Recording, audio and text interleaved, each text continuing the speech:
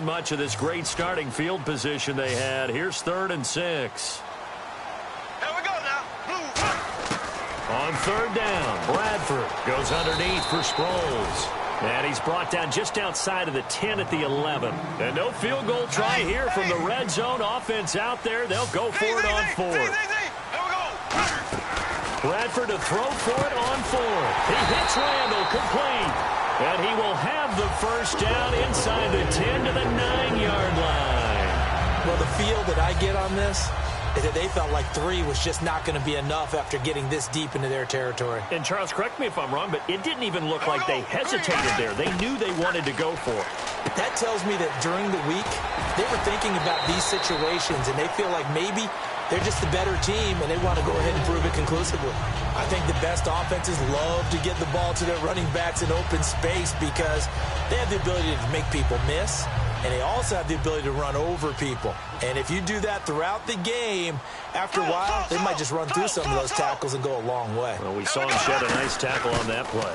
On 2nd down, Ryan Matthews. It'll go as no gain on the play, and now they're looking at a 3rd and goal. Stonewalled on 2nd down. Now let's see what they can do on 3rd and goal from the 2. Now Ryan Matthews on 3rd down. Hammering for the goal line. He loses the football. And a big turnover there as his guys will get the football back. Now the Vikings offense works their way back onto the field.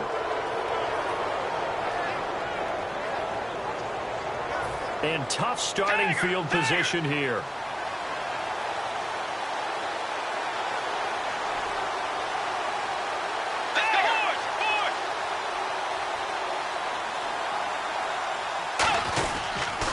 Now the first carry for Adrian Peterson.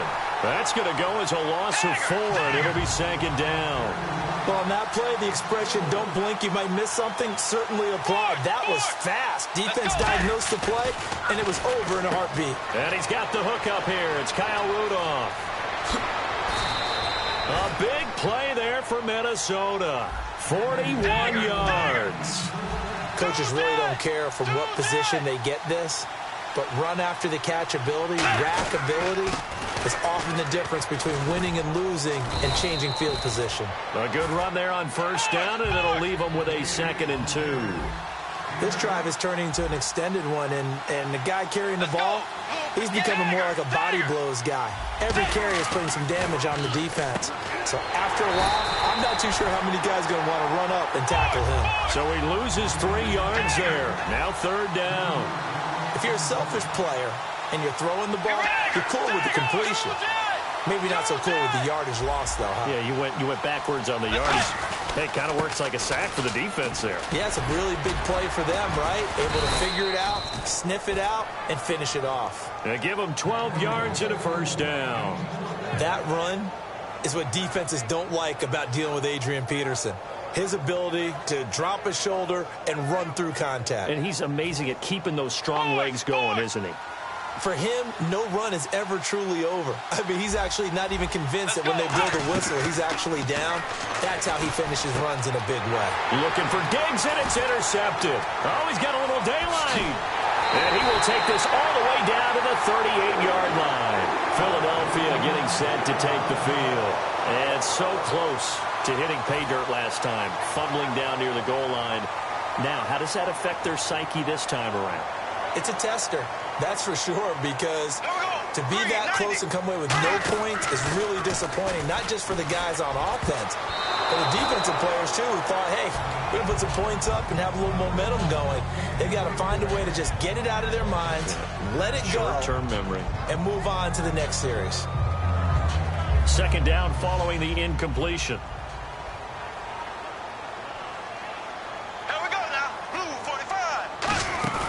Play fake to Matthews. Now Bradford.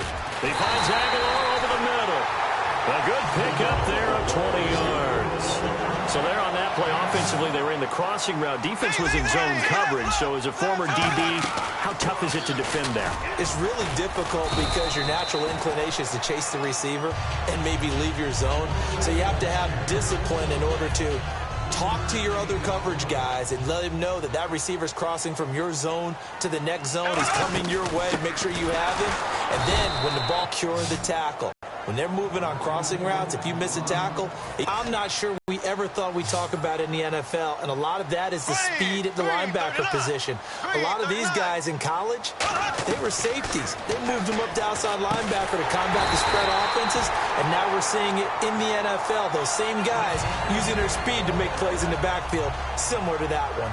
And fit's the exact right word. Over the middle, there's almost always traffic, so anytime you're a receiver in that area, you're not just focused on catching the football. You're wondering where the collision's going to come from, right? Because there's almost always someone there able to concentrate, catch it, and even added a little extra at the end with a short run. Back live with Charles Davis. I'm Brandon Gaudin. It's the Eagles with the ball here to begin quarter number 2, and they'll come up looking to keep this drive moving.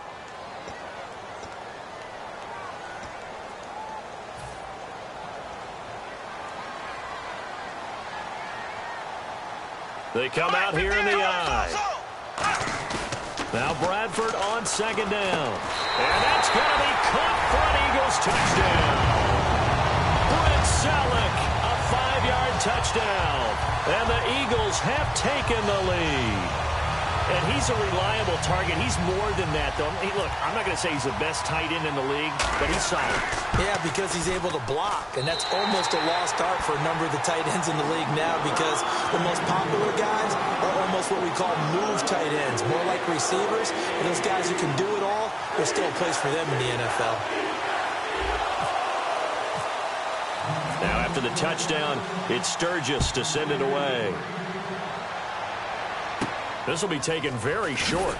They'll bring it back to just about the 25, call it the 24-yard line. And now out comes Minnesota. And 2 interceptions thrown here in this first half. You hear it, no matter the sport, they say the great athletes, they can kind of have a short-term memory, but that's easier said than done. It is easier said than done, but I played with a guy who threw 2 interceptions in the first quarter of a really big game we were playing. Johnny Unitas? And no, not quite of that level and not of that age. But I was going for the age. I remember looking over at him, and he was smiling. And I thought, what is he smiling about? It's because he had enough confidence in himself that that was a fluke. And he went out and played pretty well the rest of the day. First play of the drive, let's give credit all around. Excellent blocking. But the guy carrying the ball, he was the finisher. Now he's hit, and Bridgewater loses the football. On plays like this where the ball comes free, it's often unusual for the team that lost it to get it back. Because this is a quarterback. The ball gets away from him. Everyone else is trying to execute what they're supposed to do on offense. They're usually looking in the other direction, downfield, or have moved away from it. In this case, though, a teammate is able to come up with the ball. He's got to be kicking himself right there. His team's already picked off 2 passes. That would have been the 3rd in the game. And, boy, they've really played well attacking the football. On 4th down, they do snap it to Bridgewater. He's going to flip one out here to his running back. So certainly an interesting call there to go for it. And the Eagles are going to take over in great field position. And they'll start this drive with very good field position. First down, Bradford. Now they set up the screen. That's complete. And that play went nowhere. Losing yardage. It'll be back at the 36. And the coach has decided to throw the red flag. He will challenge this play.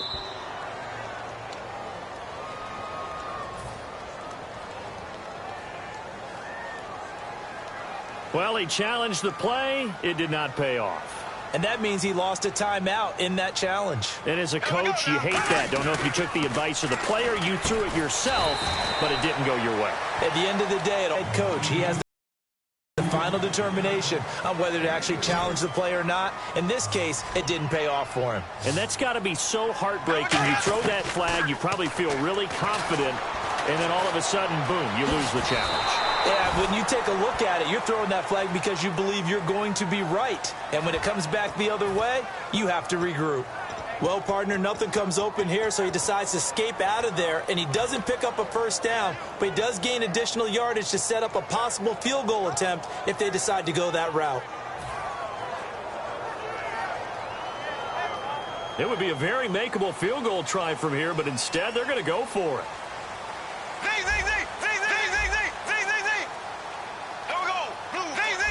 One receiver left, 2 to the right.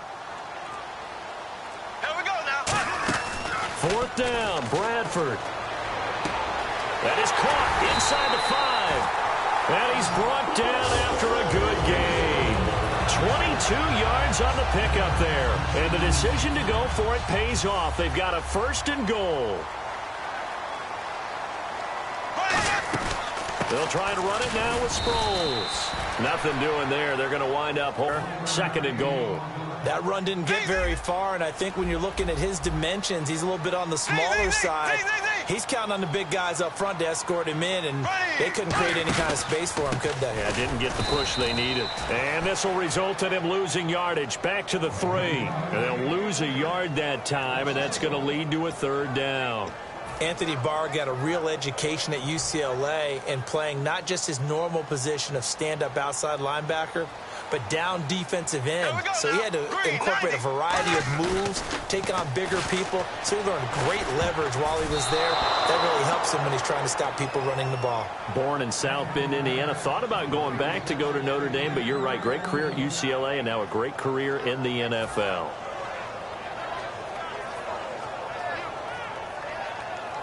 So now on is Caleb Sturgis for the Eagle field goal. This a chip shot, a 20-yarder. And Sturgis able to knock it through. And the lead moves to 10-zip. So give them 3 there. A good drive gets them inside the 5, but they couldn't punch it in. And credit this defense, too. That was the old bend but don't break approach. But it kept the offense out of the end zone. Now it's Sturgis converted on the field goal. Now he'll send this one away on the kickoff. It's a very short kick taken by an up man. And they're going to start this drive in pretty good shape as they get it up past the 30. The Vikings offense now heading out to take over. And last time we saw them go for it in kind of an unusual situation. It's not like it's a 4th quarter do or die. They went for it, didn't get.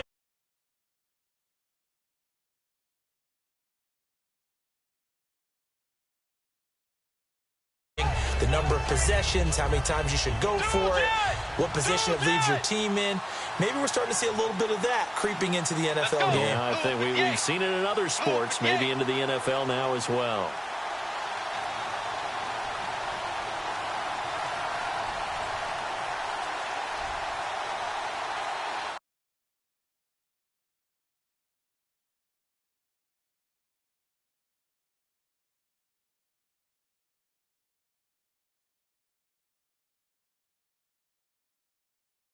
Put a check. You put a check in every last one of them 3 boxes. Got it. You check the other one. What was the other one? That's video. What you trying to do? Like your voice too was saying? Just the voice, yeah.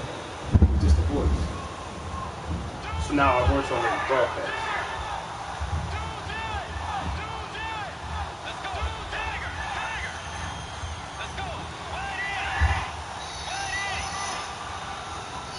See if you can watch it on your phone.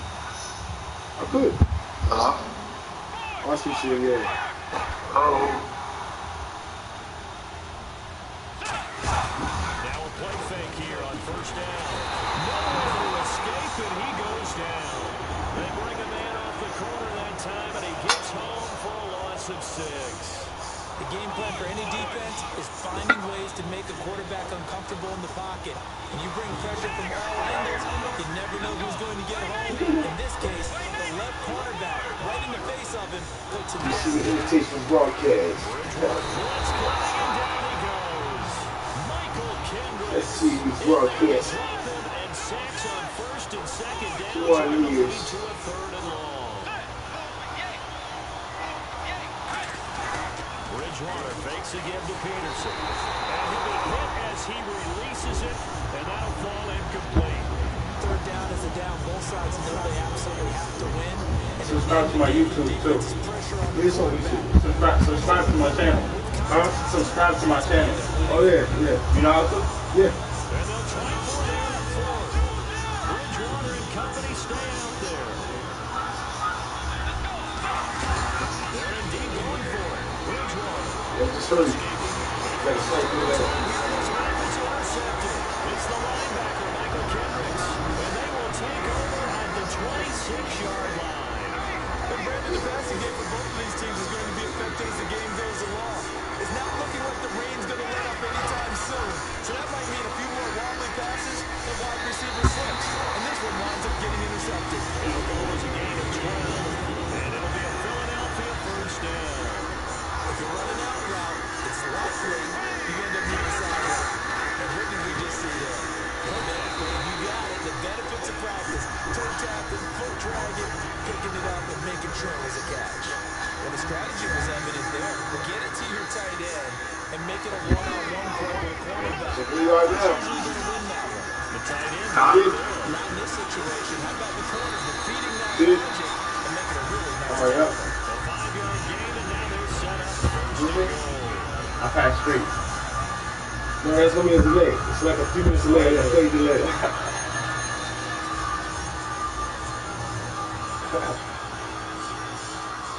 Shift together for the game now.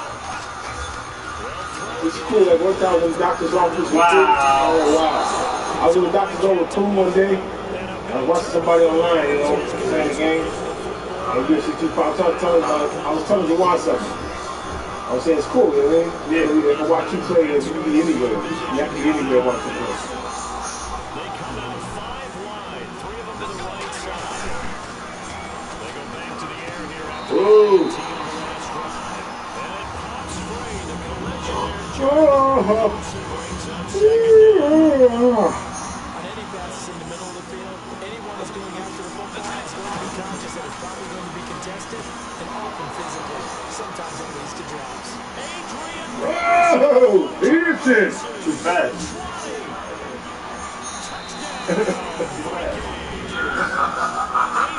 Too fast.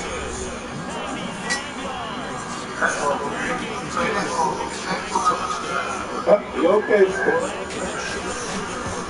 I see it right now. You missed the field goal. You did? Yeah, I'm about to see it now too. It's cool. Man, you couldn't conceive this technology when we were kids. You hear me like that? I said, I'm watching this broadcast on my phone, and we could conceive this type of technology when we were kids. We couldn't even think about it. No way.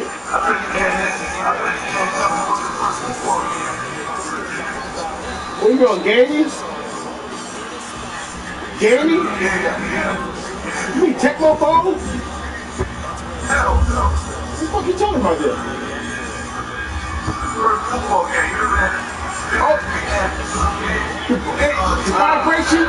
the vibration. Yeah, I had one of those. I had one. Yes, I did. Yes, I did. You can set the running back. You can set the running ball. You turn it upside down. You make go run each way, and you set your defense, and you turn it on. And it vibrates. And something to play. That was kind of fun. That was kind of fun. They should bring that back.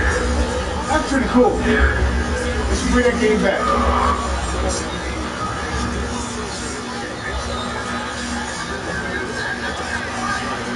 That was kind of, you know what? That was innovative too, man. That was a slip game. For real. If you think about it, that was a slip game. Because you set the players to run a certain way or straight up, and you know your play. They don't know what play you're doing. You know, you run it back on this way, we'll get the ball, whatever. You can't pass this running move. You can't pass. Just running. It's still cool.